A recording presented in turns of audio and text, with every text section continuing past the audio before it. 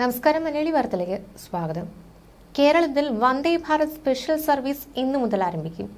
Bengaluru Kochuveli റൂട്ടിലാണ് Vande Bharat special service ആരംഭിക്കുന്നത്. July 1 രാവിലെ കൊച്ചുവേളിയിൽ നിന്നാണ് സർവീസ് ആരംഭിക്കുന്നത്. അന്നേ ദിവസം രാത്രിയോടെ ട്രെയിൻ മംഗളൂരുവിൽ എത്തിച്ചേരും.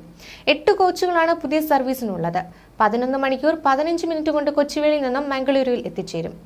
കൊല്ലം, കോട്ടയം, എറണാകുളം ടൗൺ, തൃശൂർ, ഷൊർണൂർ, തിരൂർ, കോഴിക്കോട്, കണ്ണൂർ, കാസർഗോഡ്, മംഗളൂരു എന്നിങ്ങനെയാണ് സ്റ്റോപ്പുകൾ. AC ചെയർകാറിൽ കൊച്ചുവേളിയിൽ നിന്ന് മംഗളൂരുവിലേക്ക് 1470 രൂപയാണ് ടിക്കറ്റ് നിരക്ക്. ഇതേ റൂട്ടിൽ എക്സിക്യൂട്ടീവ് ചെയർകാറിൽ 2970 രൂപയും നിരക്കാവും. ടിക്കറ്റ് ബുക്കിംഗ് ഇതിനോടകം തന്നെ ആരംഭിച്ചു. IRCTC വഴി ടിക്കറ്റ് ബുക്ക് ചെയ്യാം. ഇതേ റൂട്ടിൽ എക്സിക്യൂട്ടീവ് ചെയർകാറിൽ 2970 രൂപയും നിരക്കാകും.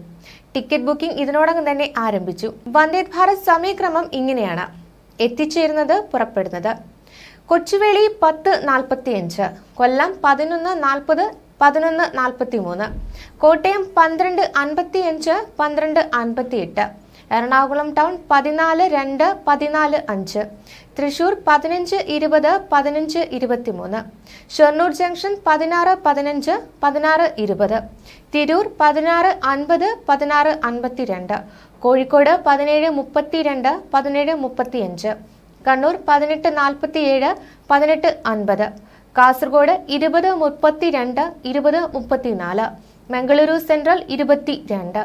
അതിനിടെ മാസങ്ങളായി കൊല്ലത്ത് കിടന്ന Vande Bharat ട്രെയിക്ക് one way special ട്രെയിനിനായി കൊച്ചുവേളിയിൽ നിന്നും മംഗളൂരുവിലേക്ക് ഓടിക്കുകയാണ്.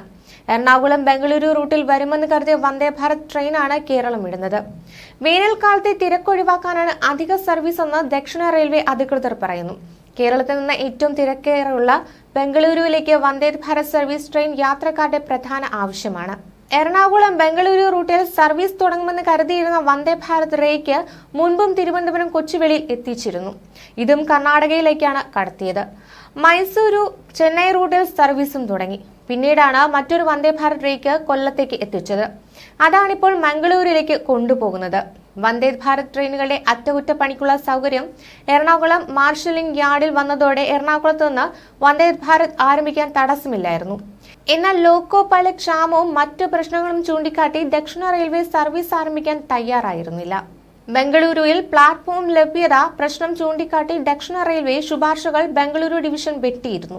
എന്നാൽ മധുര ബംഗളൂരു വന്ദേ ഭാരത് സ്വീകരിക്കാൻ അവിടെ തടസ്സമില്ലായിരുന്നു. കേരളത്തിലേക്ക് മാത്രം ട്രെയിൻ ഓടിക്കാനാണ് ബംഗളൂരു ഡിവിഷന് താല്പര്യമില്ലാത്തതെന്നാണ് ഇപ്പോൾ വ്യക്തമാകുന്നത്. ബസ് ലോബിയുടെ ഇടപെടലാണ് തുടർച്ചയായി കേരളത്തിൽ നിന്ന് ബംഗളൂരുവിലേക്കുള്ള വന്ദേ ഭാരത് സർവീസുകൾ അട്ടിമറിക്കപ്പെടാൻ ഇടയാക്കുന്നതെന്ന ആക്ഷേപം ശക്തമാണ്. ഇപ്പോൾ കൊണ്ടുപോകുന്ന റേക്ക് തിരികെ കിട്ടുമോ എന്ന കാര്യത്തിൽ കൃത്യമായ മറുപടി അധികൃതർ നൽകുന്നില്ല. 2 വന്ദേ ഭാരത് റേക്കുകൾ കേരളത്തിന് നഷ്ടപ്പെടാൻ ഇടയായത് ദക്ഷിണ റെയിൽവേയുടെ പിടിപ്പുകേട് മൂലമാണെന്നാണ് യാത്രക്കാർ സമൂഹ മാധ്യമങ്ങളിൽ ആക്ഷേപമുന്നയിക്കുന്നത്. ന്യൂസ് ഡെസ്ക്, മലയാളി വാർത്ത.